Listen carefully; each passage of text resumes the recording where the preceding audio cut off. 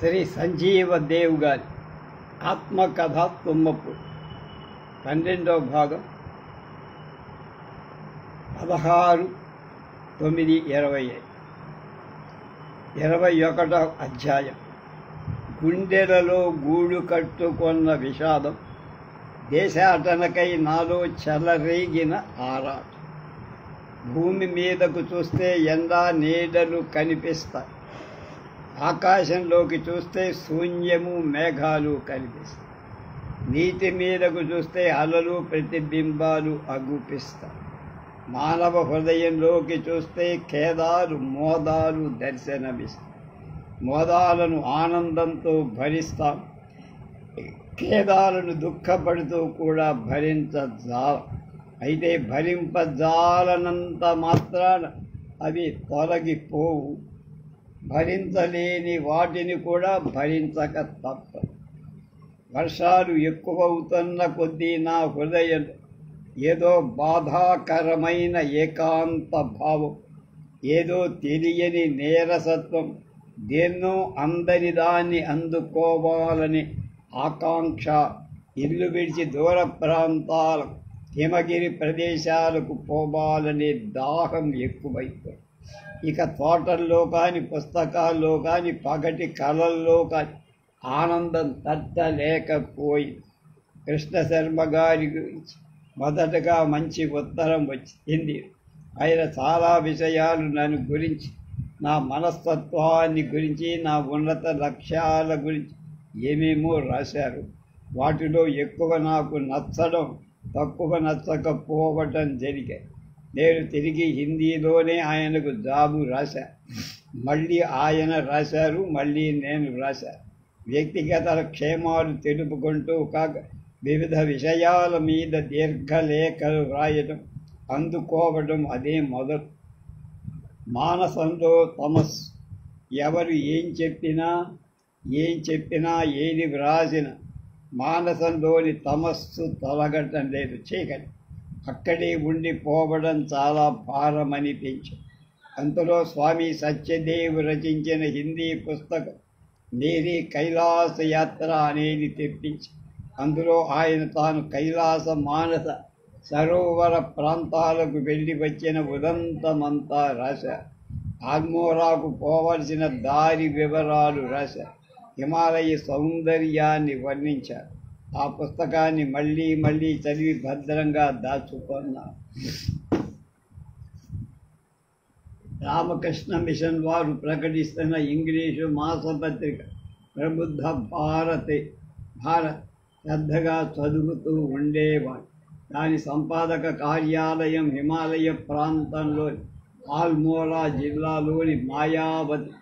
వెంటనే దాని సంపాదకుడైన స్వామి పవిత్రానంద ఇంగ్లీషులో ఉత్తరం రాసి, నేను అక్కడికి వస్తానని, త్వరలోనే ఆయన నుంచి జాబు రావచ్చు, కానీ దక్షిణ ప్రాంతం నుంచి వచ్చేవారు ఇక్కడ హిమాలయపు చలిని భరించటం కష్టం.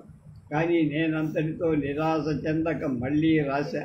నా అభిరుచులను ఆశయాలను తెలుపు, చలి నేను లెక్క చేయనని కూడా రాశా.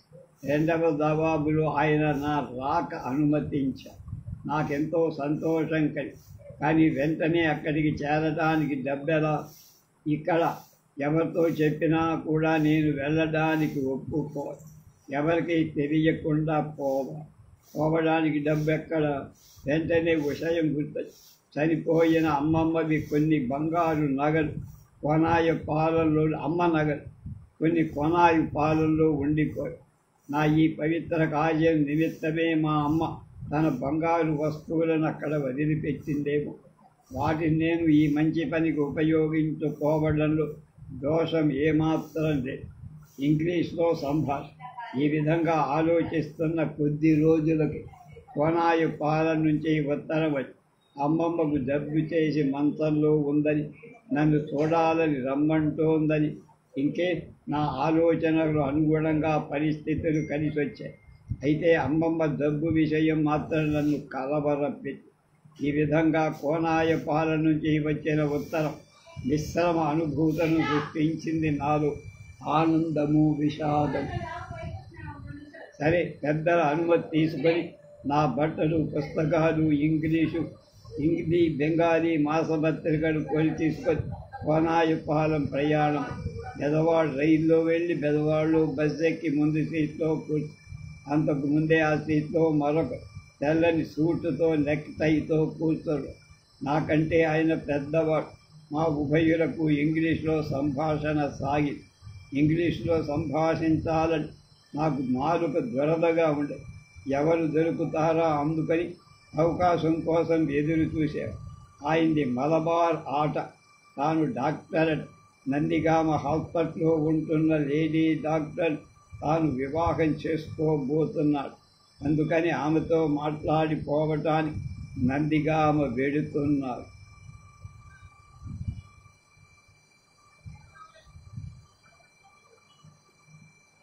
సరే, మా ఇద్దరిలో ఆత్మీయత ముదిరింది. బస్సు కీసర దగ్గర మునేరు వద్దకు వచ్చింది. మునవరు మీద కడుతున్న బ్రిడ్జి పూర్తయి వాహనాలు నడవటానికి సిద్ధంగా ఉంది. కానీ దాని అధికార రీత్యా ఇంతవరకు ఎవరు ప్రారంభోత్సవం చెయ్యాల. అందువల్ల బస్సులు బ్రిడ్జి మీదుగా అవతలికి తీరానికి వెళ్ళటం లేదు. డ్రైవర్ నవ్వుతూ అన్నాడు, నేడు మనమే దీనికి ప్రారంభోత్సవం చేద్దాం. మిమ్మల్ని బ్రిడ్జి మీదుగా తీసుకుపోయి ఎకాయికి నందిగాములో దించి వెంటనే వెనక్కొస్తారు. మేము సంతోషించాం. విపరీతమైన వేగంతో మమ్ము బస్సులో తీసుకొచ్చి నందిగాములో దించి నవ్వుతూ తిరిగి బస్సు వెనక్కి తీసుకుపోయారు. మేము నందిగాములో పరస్పరం సెలవు తీసుకున్నాం. ఒకరి చిరునామాలు ఒకళ్ళని తీసుకున్నాం. నేను కోనాయిపాలెం చిరునామా ఇచ్చాను. కోనాయిపాలెంకు ఆయన మంచి 2 ఉత్తరాలు వచ్చాయి. నేను రాశాను. ముందుగా నేను ఉత్తరం రాసినందుకు నందిగామ కోట్లో బాబు గుర్రాన్ని పంపారు. ఎండ తగ్గిన తర్వాత నందిగామ నుంచి బయలుదేరి 7 మైళ్ళు చీకటి పడకముందే పూర్తి చేసి కోనాయపాలెం చేరాను. నేను 16 ఏళ్ల పెద్దవాణ్ణయిన తర్వాత కోనాయపాలెం రావడం ఇదే మొదలు. మరణశయ్యపై అమ్మ గుర్రం దిగగానే అరుగు మీద మంచంలో కుమిలి కృషించి పడుకొని అమ్మమ్మ దగ్గరికి వెళ్ళా. మాట లేదు, శివులు వినపడటం లేదు, కళ్ళు మాత్రం కనిపిస్తుంది. నా నెత్తి మీద చెయ్యేసి కళ్ళ వెంట నీరు కార్చింది. నాకు దుఃఖం ఆగల. 12 సంవత్సరాల నాడు అమ్మ చనిపోయిన రోజులు అమ్మమ్మ దిగులుతో వేళ్లకు అన్నం కూడా సరిగా తినక లోపల దుఃఖిస్తూ ఉంది.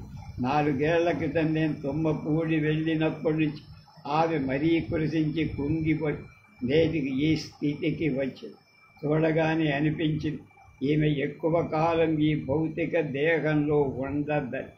అమ్మమ్మ స్థితి మధ్య మధ్య కొంచెం బాగుపడటం, మళ్ళీ తగ్గడం, ఈ విధంగా రోజులు గడుస్తూ నన్ను ఎక్కువసేపు తన దగ్గరే పట్టుకొని కూర్చోబెట్టి అప్పుడప్పుడు కళ్ళ నీళ్లు కార్చే. ఇన్నేళ్ళు తర్వాత మళ్ళీ కన్నీళ్లు నిత్యం రాలుస్తున్నా కూడా అవి ఇంకా ఇంకిపోల. ఈ విషాద వాతావరణం నిత్యం అలవాటైనను ఇక నాకు కన్నీరు రాల. అయినా హృదయం మాత్రం ఆమె దీనావస్థకు ద్రవించిపోదు.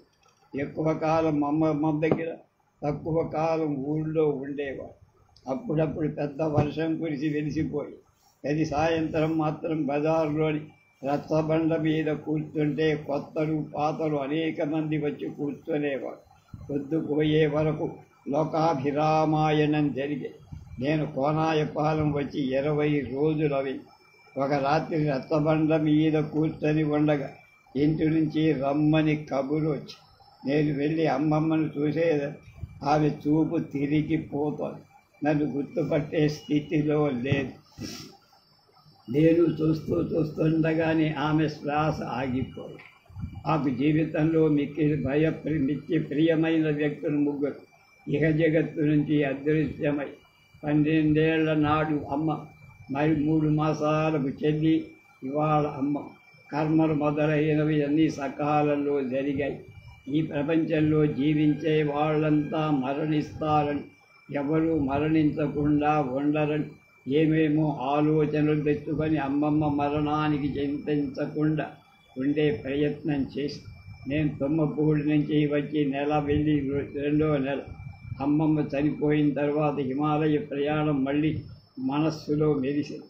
అమ్మ బంగారు వస్తువు నా చేతిలో తీసుకునే ఉపాయం ఆలోచించి ఒకరోజు పెద్ద తల్లి కోట్లో బాబు అంతా కూర్చొని ఉండగా అమ్మ వస్తువులు తుమ్మపూడి వారికి ఇచ్చేస్తే మర్యాదగా ఉంటుందని అందుకు వాళ్ళంతా సంతోషంగా అమ్మ సమ్మతించారు. అయితే నేను వెళ్ళేటప్పుడు తీసుకువెళ్తానంటే అందుకు వాళ్ళు సరే అని. ఇక నాకు విపరీతమైన ఆనందం. ఎంత వీలైతే అంత త్వరగా ఆ ఊరు వదలాలి. కానీ వీళ్ళంతా అక్కడే ఇంకా కొన్నాళ్ళు ఉండి పొమ్మంటారు. దసరా రోజులు మళ్ళీ ప్రారంభం. వర్షం బుక్క కూడా.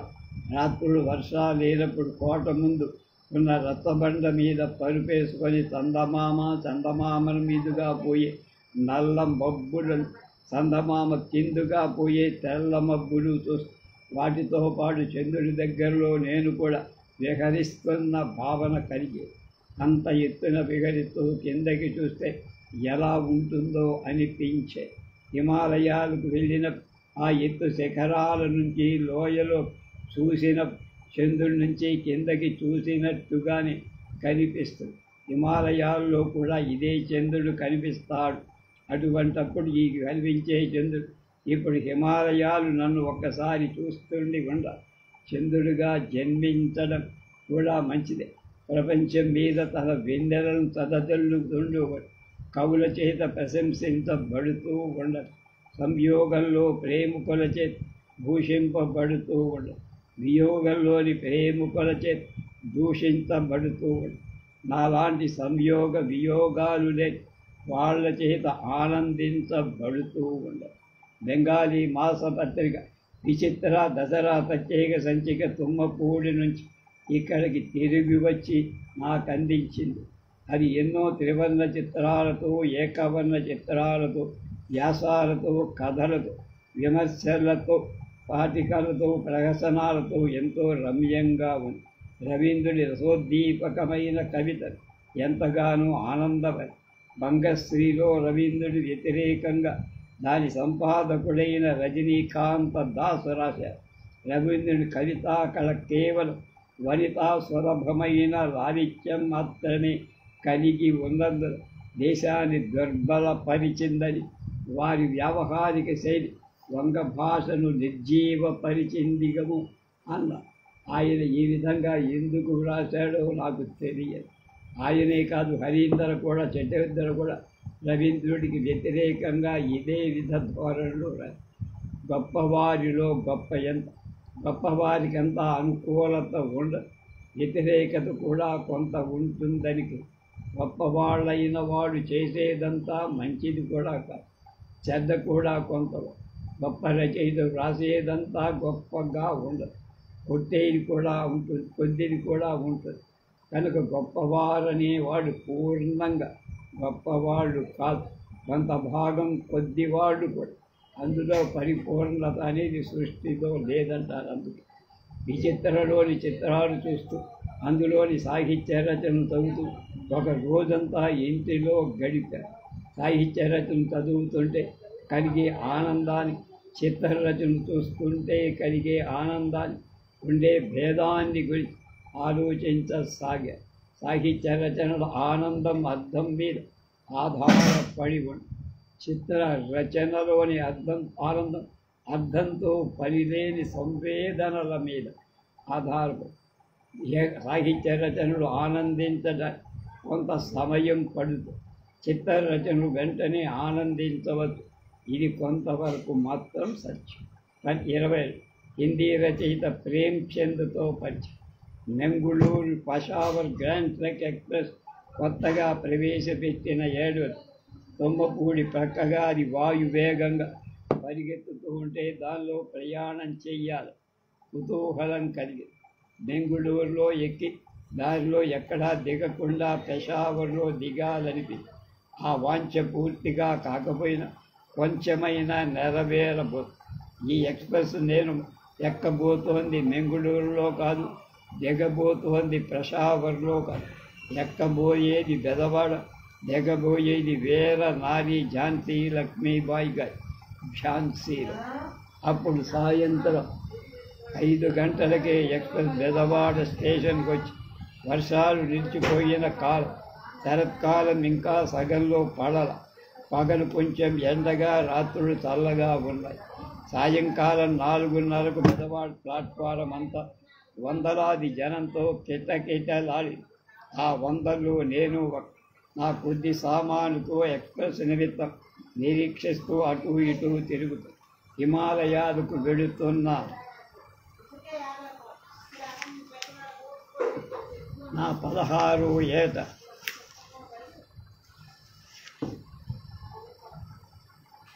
నాకు ఇదివరలో గడిచిపోయిన సంవత్సరాల కంటే ఈ 16వ సంవత్సరం ఎంతో ధన్యమైంది. హిమాలయాలకు తీసుకువెళ్తోంది రైలు ఇంకా ఆలస్యానికి ఓర్చుకోలేకపో. నేను భూతంలాగా శబ్దం చేస్తూ మెంగుళూరు పెషావర్ గ్రాండ్ ట్రంక్ ఎక్స్ప్రెస్ వచ్చి ఆగింది. దీని పేరే ఇంత గ్రాండ్గా ఉంటే దీని ప్రయాణం ఎంత గ్రాండ్గా ఉంటుందో. రైలు నిండా ఆంధ్రుడు కాని జనులే. గడ్డాలు, తలపాగాలు గల బొడ్డు పొడుగు శరీరాల సిక్కులు యూరోపియన్, హిందీ వాళ్ళు, గుజరాతీలు ఈ విధంగా ఎందరో. ఇక మధ్యతరగతి కంపార్ట్మెంటులో కొంత ఖాళీగా, అందుకని మిగతా ప్రయాణికుల్లో పక్కన కూర్చున్నది మలబార్ నుంచి వస్తున్న మిలిటరీలో పనిచేస్తున్న సివిల్ ఉద్యోగి. వీరు కూడా ఝాన్సీలో దిగుతారు. చాలా స్నేహపాత్రులుగా మెలిగారు. అందులో ప్రయాణికుల కల్లా నేనే చిన్నాను. ఆ మలయాళీ నాతో ఇంగ్లీష్ మాట్లాడారు.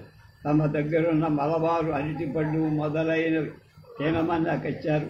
దూర ప్రయాణాల్లో తగిన సహచరుడు దొరికినందుకు సంతోషపడ్డా. ధర్మ సందేహం. వాళ్లలో ఒకతను బాగా డొక్క శుద్ధున్నవాడు. సంస్కృతం కూడా చదివారు. భారతీయ సంస్కృతిని జీర్ణించుకొని ఉన్నారు. నేను హిమాలయాలకు వెళ్తున్నానని విని సంతోషించాను. నన్ను అడిగిన మొదటి ప్రశ్న, ఇంటి దగ్గర వాళ్లతో చెప్పి వెళుతున్నావా? చెప్పకుండా. నేను నిజం చెప్పి అతను ఏం ఆశ్చర్యపోలే. ఇంటి దగ్గర వాళ్ళతో చెప్పి వెళుతున్నానంటే ఇంకా ఆశ్చర్యపోయాడు. బెజవాడ వదిలి ఎక్స్ప్రెస్ మధ్యలో ఆగి. అంతవరకు నాకు తెలుసున్న ప్రదేశం. ఇక అక్కడి నుంచి నేను చూడని ప్రదేశం. రాత్రంతా మేల్కొని పెద్ద పెద్ద స్టేషన్ చూడాలనుకున్నా కానీ పగలంతా కోనాయపాలెం నుంచి చేసిన ప్రయాణం శ్రమ మూలంగా పెందలాడి నిద్రపడింది. నిద్రలో ఏమీ కల వచ్చిన జ్ఞాపకం లేదు. తెల్లారేసరికి బల్హార్షాద్ స్టేషన్ చేరాం. అక్కడ మొహం కడుక్కొని ఏవో తిని కాఫీ తాగాను. ఇప్పటి వరకు కాఫీ అలవాటు లేదు. ప్రయాణంలో ఇటువంటివి ఏమైనా తాకపోతే ఇబ్బంది. నాగపూర్ స్టేషన్లో కమలాలు కొని సీటు మీద ఉంచి కొంచెం దూరం ప్లాట్ఫామ్ మీద పుస్తకాల షాపు కనిపిస్తే రైలు దిగి అక్కడికి వెళ్ళి ఏవో పుస్తకాలు తిరగేసి రైలు సంగతి మర్చిపోయి నిలబడి ఏవో హిందీ పత్రికలు కొన్న. రైలు కూత వేసి కదిలింది. నేను చాలా ఆందోళన పడిపోయి పరిగెత్తుకొని కంపార్ట్మెంట్ కాక మరొక కంపార్ట్మెంట్ నడుస్తూనే రైల్లో. అది మొదలు ఆ ప్రయాణంలో మరెక్కడా రైలు దిగి ప్లాట్ఫారం కూడా ఎన్నాళ్ళ నుంచో వింటున్న నాగపూర్ కొంతవరకు కనిపించి చూసి సంతోషం. దాని పొడుగున పల్లెలు, బస్తీలు, పరిచితం కాని వేషాలు ఉన్న స్త్రీ పురుషులు మొదలైన విశేషాలు రైల్లో నుంచి చూస్తూ ఆనందిస్తూ. సాయంకాలం చీకటి పడుతుండగాను ఎన్నడూ ఆ రైలు నర్మదా నది దాటుతుంది. దేశపటంలో రేఖ రూపంలో ఉన్న నర్మదని ఇక్కడ ప్రత్యక్షంగా చూసి భౌతిక రూపంలో చూసి ఆనంది. అదే సమయాన మా పక్క కంపార్ట్మెంటులో ఒక భిక్షుకుడు వేడు ఊతూ కనబడ్డాడు. మా కంపార్ట్మెంటుకు వచ్చి వెళ్ళాడు. సగం చీకట్లో అస్పష్టంగా గోచరిస్తారు. ఆ సంధ్య వేళలు నర్మదా నది మీదుగా ఆ వేణు సంగీతాన్ని వినేవారు. చేతన బోద్ధ చేతనలోకి అరోగి అన్వయత్వం ఆసీమ రూపం దాన్ని. ఆ క్షణాలు దివ్య క్షణాలనిపించాయి.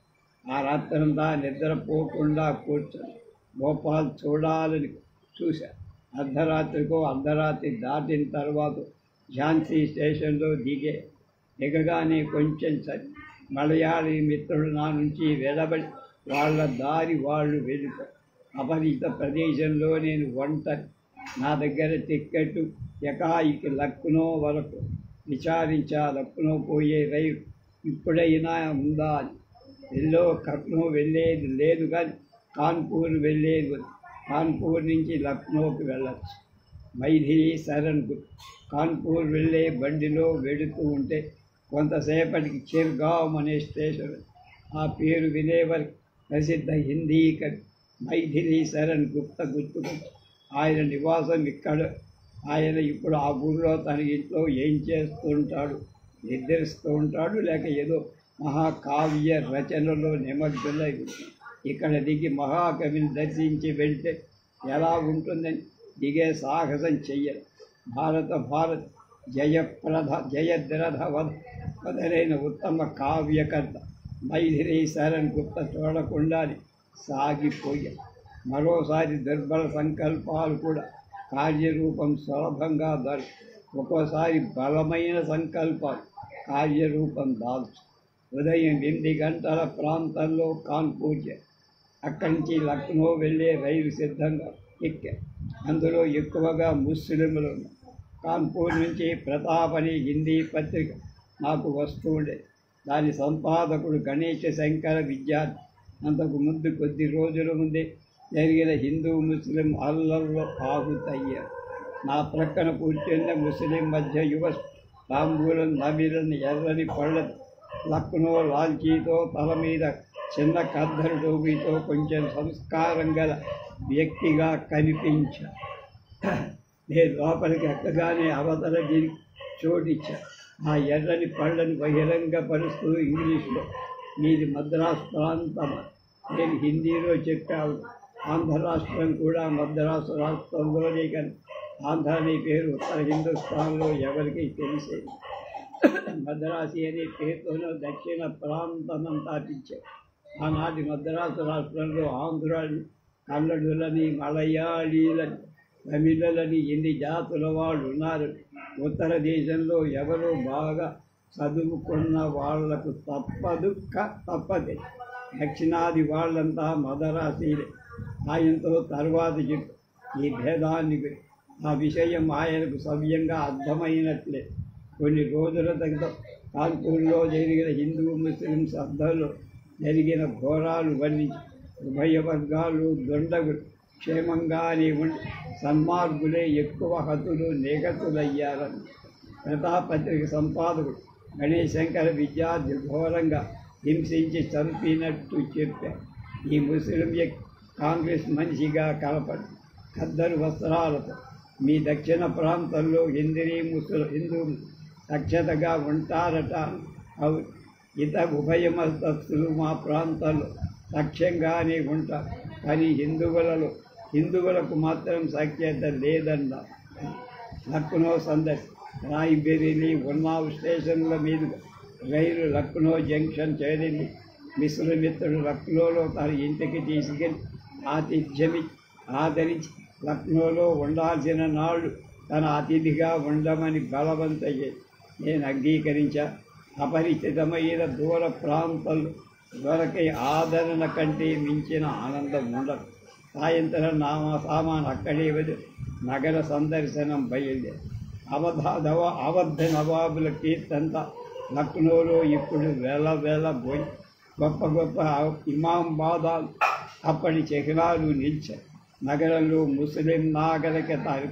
లక్నో ఉర్దూ సాహిత్యంలో ప్రత్యేక దృష్టితో గోమతి నది కావల జ్ఞాన విజ్ఞానాలకు పేరుపడ్డ లక్నో యూనివర్సిటీ. అందులో రాజనీతి శాస్త్రానికి ప్రధానిగా అప్పుడు వంగల శివరాం గారని ఆంధ్రుడు ఉంటున్నారని విన్నాను. సుప్రసిద్ధ కథాశిల్పి భయంచంద్ ఆ రోజుల్లో లక్నోలో ఉండేవారు. లక్నో నుంచి వెలువడే హిందీ మాసపతి మాధురి అనే దాని ప్రేమ్చంద్ సంపాదకుడిగా ఉండేది. లక్నోలో అప్పుడు నవీన నాగరికత తక్కువగా ఉండేది. బజార్లలోనే మంచాలు పసుకొని జనులు కూర్చోలేవారు. పురాతన ముస్లిం సంప్రదాయమే ప్రతి చోట కనపడి చిరగావు దిగతానే మైథిలి శరణగుప్త చూడకుండా వచ్చే లక్నోలో దిగ ఇక్కడ ఉంటున్న ప్రసిద్ధ కథాశిల్పి ప్రేమ్చంద్ని చూడకుండా కుదరదు. ఆ సాయంత్రం నగరంలో ముస్లిం మిత్రుడి ఇంటికి రాత్రి పూడచే ఆయన కూడా అప్పటికెప్పుడో తిరిగి ఇంటికి. ఆయనకు వివాహం కాదు, ఎవరో ఒకరు వండి పెడతాడు. నేను శాకాహారం తెలిసి బంగాళాదుంపలు మొదలైన శాఖ పాకాలతో నా భోజనం తర్వాత పొద్దుపోయే వరకు దేశంలో అనేక విషయాల గురించి మాట్లాడుతూ పడుతాం. ప్రేమ్చంద్ తెలుసా అని అడిగితే ఆయన పేరు ప్రతిష్టను తెలుసు కానీ వ్యక్తిగా పరిచయం లేదు. తన తమ్ముడు ఆలీఘర్ విశ్వవిద్యాలయం ప్రొఫెసర్గా ఉంటున్నారు. తానెప్పుడు ఎంతవరకు దక్షిణ దేశంతో ప్రేమ్చంద్తో రెండవ రోజు ఉదయం 10 గంటల ప్రాంతాల్లో కాంగారు బయలుదేరి మాధురి కార్యాలయానికి ప్రేమ్చంద్ ఉన్నారు. దక్షిణ దేశం నుంచి వచ్చానని హిందీ తెలుసని, అందులో ఆయన సాహిత్యాన్ని చదివాను తెలిసి ఆయన పరమానందం చెంది ఆదరించి కూర్చోబెట్టి హిందీలో ఆప్యాయతతో పలకరించారు. దక్షిణ దేశ విశేషాల గురించి, దక్షిణ భాషల గురించి, సాహిత్యాల గురించి విపులంగా అడిగి తెలుసుకున్నారు. ఆయన కథలలోని కొన్ని పాత్రల విషయాలు చెప్పారు. అందుకు ఆయన నవ్వి అవన్నీ కూడా వాస్తవ జగత్తు నుంచి దైనందిన జీవితంలోంచి తీసుకున్నాయి. నేను హిమాలయాల్లోని ప్రబుద్ధ భారత్ కార్యాలయానికి పోతున్నానని విని చాలా సంతోషించాను. ఉత్తర దేశానికంటే దక్షిణ దేశం ఎంతో తెలివిగల దేశమని, ఎంతో పరిశుభ్రమైన దేశమని ఆయన అన్నారు. కేవలం సాహిత్య జీవిగా మన దేశంలో జీవించడం కష్టమన్నారు. హిందీ భాషలో నే అనే ప్రయోగాన్ని గురించి ఆయనతో చర్చించారు. ఈ నే ప్రయోగం హిందీ మాతృభాష కాని వాళ్ళ మొదట్లో చాలా చిక్కుగా ఉంటుందని చెప్పి ఆయన అన్నాడు. హిందీ మాతృభాష కాని వాళ్ళకు నే ప్రయోగం బాధగా ఉంటే హిందూ మాతృభాష అయిన వాళ్ళు ఆ ప్రయోగం లేకపోతే మరీ బాధగా అని నవ్వారు. రేపు తమ ఇంటికి భోజనానికి రమ్మని హిమాలయాల నుంచి తిరిగి వచ్చేటప్పుడు నేను మళ్ళీ తనను కలిస్తే తన పుస్తకాల సెట్టు తనకిస్తాను. రేపే నేను ఉత్తరాభిముఖంగా బయలుదేరుతున్నాను కనుక తమ ఇంటికి భోజనానికి రాలేను, క్షమించు. ప్రేమ్చంద్ మధ్యగల ఎత్తుగల మంచి ముఖం అచ్చగా యూపీలోని గ్రామీణ ప్రజల ముఖం, కళ్ళ దగ్గర కొంచెం ఎత్తుగా అదో రకం. ఆ ముఖాలు ఆయన చాలా సాధారణ గ్రామీణ జీవితాల గురించి ఎక్కువ పరిశీలన చేసిన వ్యక్తి. ఎదుటి వ్యక్తుల స్వభావ పట్టే పసిగట్టగలరు. భారతీయ భాషలో సాహిత్యకారులలో ప్రేమ్చంద్ కథాశిల్పిగా గొప్ప ఖ్యాతి పొందారు. రేపు హిమవన్ నగ సౌందర్య శోభ 23వ అధ్యాయం తెలుసుకోండి.